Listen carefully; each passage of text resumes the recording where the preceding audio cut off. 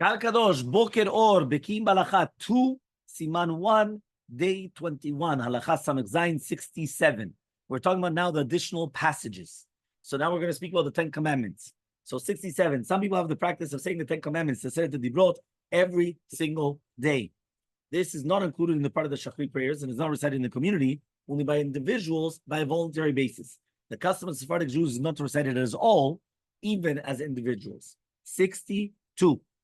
Our sages, Chachamim, taught the Kohanim in the Beit HaMikdash used to say Aseret Dibrot every single day. Yeah, you heard. Kohanim every day Aseret Dibrot. Rav Yehuda said in the name of Shmuel that our sages originally wanted to institute this practice towards the land of Israel, but they decided against it because it would give a foothold to the heretics. Because the heretics would only say that Aseret Dibrot, that's all you have to keep.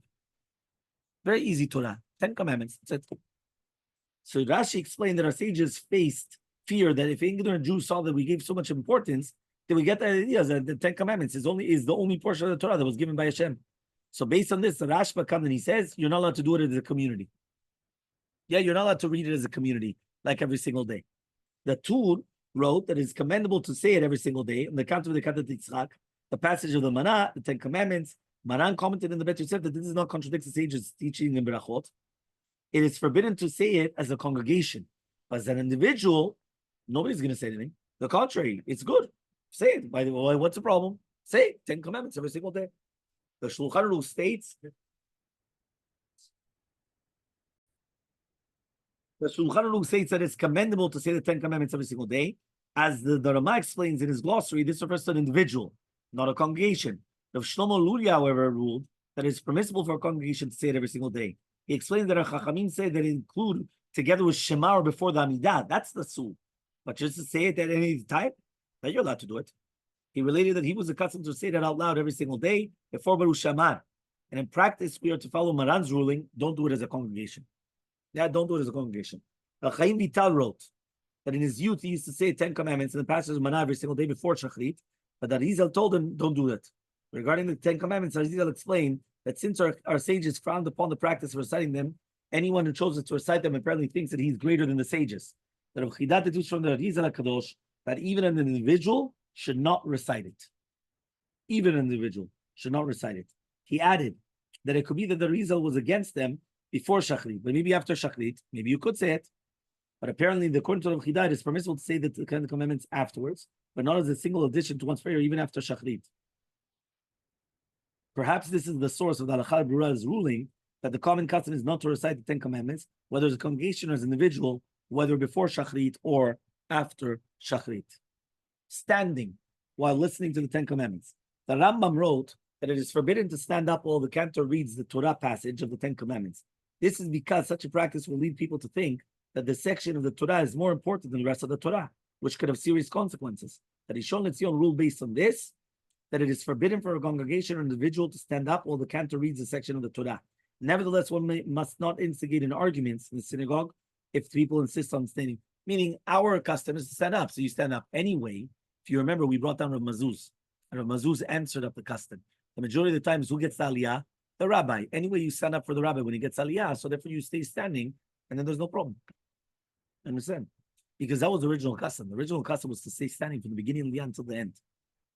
Afterwards, some people started doing that. They only stand up for the brachot, then they sit. You understand? And then they would stand up again. For the rabbi? Yes, the rabbi. So therefore, that was based upon our minhag that we stay standing the entire time. Okay, the model of the 10 commandments over the synagogue ark, right? Some people, they have in the Bet Knesiot the 10 commandments, right? You know, like many times you see it in synagogues. Yeah? Yeah, on top of the synagogues, right? On top of the Hechal. So he says here, the response of Zecher Yosef stated that he was not pleased with the practice of laying the model of the 10 commandments in the synagogue. Is likewise opinion to Shurot Shai. The latter related that his father, the Darkei Teshuvah, demanded that such a matter be removed from the synagogue in the city.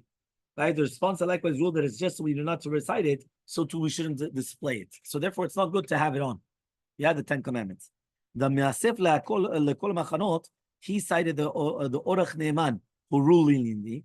The model symbolizes the fact that the entire Torah comes from Har Sinai. This argument is inadequate. However, since the model makes it appear these commandments are more important than the rest of the Torah. Nevertheless, the Shuvah Vanagot testified the common custom was to permit it. There would be a problem only if the 10 commandments were written out. But since the common practice just to say one or two words, of each commandment, so therefore there's no problem. On the contrary, it's fitting just an ornament, but no more than that. The common model, two tablets showing them to be rounded on the top, is inaccurate, since our sages taught the tablets were completely end-to-end, with no extra space. If so, they were rectangular, which means something very, very important. So fine. So now he comes, he says like this, number 68, Halacha, the passage of the man, the manah, Parashat Haman. Some people say the Parashat of the man to impress upon themselves that they believe that HaKadosh Baruch Hu controls their parnasah. And this is not the custom of the Sephardic Jews. However, if anyone wishes to do it, they could do it after Shachrit. And this practice is said to help earn a comfortable livelihood. Okay, Maran wrote in the Shulchan Aruch that it is commendable to recite the passage of the manah each day. The Yerushalmi states that if someone follows this practice, he will never suffer from lack of food in his home. Never.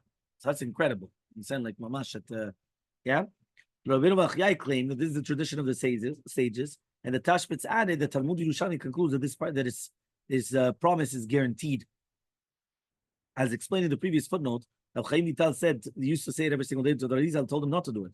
The Elmaleh explained that this is because Zever Hasidim teaches that one must not pray for one's physical needs before praying for one's spiritual needs. And he was doing it again before Shachrit. Reciting the passage of the manah before Shachrit is like requesting a plentiful livelihood before requesting one's spiritual needs. According to this, it should be permissible to do it after Shachrit, just like the Rochida said, permitted saying that Aseret Tidrot afterwards. Although there are some reservations about the ruling regarding the Ten Commandments, there seems to be nothing wrong with reciting the Parashat Haman after Shachrit. The Lachabra and Yakud Yosef both said the custom was not to recite it at all. It appears that they mean that it's not commonly recited before Shachrit or afterwards, but they do not mean that you're not allowed to say it. If someone wishes to say it afterwards, you're allowed to. In fact, the Yakud Yosef added in a footnote that one may say it after Shachrit as a way to enhance one's prayers for an adequate livelihood. Okay, next, 69. Halakha number 69. In some communities, the custom is to say the Parashat, the Kior, right? And the Parashat Trumat Deshen, just before the Parashat Korban Tamid. Also, they recite the passage describing the golden altar, the Mizbach Zahav, before the passage of Ktoret. Sephardic Jews, however, do not say that, since they do not appear in the instructions of the Arizal HaKadosh. 64, on the footnote. Although Maran did list these passages in the Shulchan Aruch, Sephardic Jews do not follow the instructions regarding the text of our prayers. We always follow the instructions of the Arizal HaKadosh and Shara Kavanot, as the Kaf HaChaim Sofer testified. The Elmaleh also cited the Sefer Kinyan Perot, stating that although our custom is not to recite the passage of the Kior and Trumat Deshen, it is commendable for the Kohanim to recite them each day. This is because this practice is performed by male Kohanim only. The Kohanim do not need to recite the passage of the golden altar, however. So it's only the other one, the Kior and the Trumat Deshen. 70, last one. Perek Shira. Some people observe the practice of saying Perek Shira every single day, completing it over the course of the week. Right? So that means every single day you do one day, and then you finish it after a week. This is based upon the sages teaching that anyone who does Perek Shira is assured a portion of Olam Haba, and he will not forget his Torah learning. Our sages did not say anyone who recites Perek Shira. They said anyone who engages in it. Engaging in it means that you give thought to the teachings of Perek Shira and to derive the ethical teachings inherent in the passages. You are likewise expected to be impressed by how lowly creatures relate to their Creator and to realize how much more so we must strive to obey Him and to worship HaKadosh Baruch Hu.